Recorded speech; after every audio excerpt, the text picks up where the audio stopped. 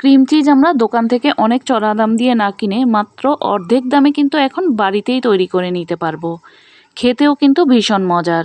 ভিডিওটি যদি শুরু করে থাকেন তাহলে একটি লাইক কমেন্ট ও শেয়ার করতে পারেন।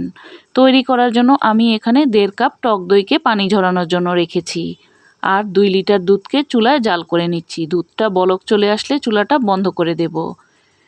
কিছুটা ঠান্ডা করে নেওয়ার পর আমি ভিনেগার মিশিয়ে এটাকে ছানা কেটে নেব। এবার ছানাটাকে সুতি কাপড়ের মধ্যে নিয়ে আধা ঘন্টার জন্য ঝুলিয়ে রেখেছিলাম। পানিটা ঝরে যাওয়ার পর ব্লেন্ডার জারের মধ্যে নিয়ে নিচ্ছি। এবার দিয়ে দেব 2 টেবিল চামচ বাটার। বাটারটা দিলে কিন্তু এটা খেতে খুবই ভালো হয়। দিয়ে দেব আধা চা চামচ লবণ। এবার ঢাকনা দিয়ে ঢেকে ব্লেন্ড করে নিচ্ছি।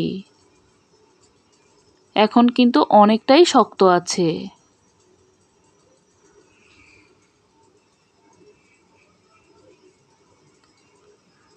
এবার পানি ঝরানো টক দইটা দিয়ে দেব। পানিটা ঝরে যাওয়ার পর টক দইটা কিন্তু এখন 1/3 কাপ হয়েছে। এবার আরও কিছুক্ষণ ব্লেন্ড করে নিচ্ছি। আরও কিছুক্ষণ ব্লেন্ড করে নেওয়ার পর দেখতে এখন এইরকম হয়েছে। দেখতেই পাচ্ছেন মিশ্রণটা কতটা ক্রিমি আর সুন্দর হয়েছে।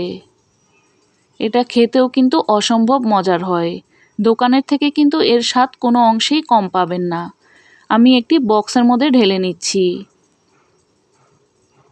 এবার উপর থেকে প্যাচোলা দিয়ে খুব সুন্দরভাবে সমান করে দিচ্ছি। ঢাকনা দিয়ে ঢেকে এবার আমি 1 ঘন্টার জন্য নর্মাল ফ্রিজে রেখে দিচ্ছি। হাতে সময় থাকলে আরও বেশি সময় ধরে রাখতে পারেন। আমি যেহেতু ভিডিও করব এজন্য আমি 1 ঘন্টার জন্যই রেখেছি। 1 ঘন্টা পর আমি বের করে নিয়েছি। এখন কিন্তু অনেকটাই জমে গিয়েছে। এবার পাউরুটির মধ্যে লাগিয়ে দেখাচ্ছি। এই ক্রিম চিজটা কিন্তু আমরা বাচ্চাদের জন্য অনেক চড়া দামে দোকান থেকে কিনে থাকি। একদম কম খরচে অর্ধেক দামেই কিন্তু ঘরে তৈরি করে দিতে পারবেন। ঘরের তৈরি যে কোনো খাবারই কিন্তু একদম স্বাস্থ্যকর। দোকানে কিন্তু বিভিন্ন ধরনের কেমিক্যাল মিশিয়ে তৈরি করা হয়। ঘরে একদম স্বাস্থ্যকরভাবে তৈরি করে নিতে পারবেন। আমি একটি ছুরির মধ্যে লাগিয়ে দেখাচ্ছি ঘনত্বটা কীরকম হয়েছে। এই ক্রিম চিজটা দিয়ে কিন্তু চিজ কেক, পাস্তা যে কোনো ধরনের রেসিপি তৈরি করে নিতে পারবেন। খেতেও কিন্তু ভীষণ মজার। এভাবে যদি ক্রিম চিজ একবার তৈরি করেন তাহলে একদম দোকানের মতো ঠিকঠাক পারফেক্ট স্বাদটাই পাবেন। আজকের মতো এখানেই বিদায় নিচ্ছি। আবারও দেখা হবে নতুন কোনো রেসিপি নিয়ে।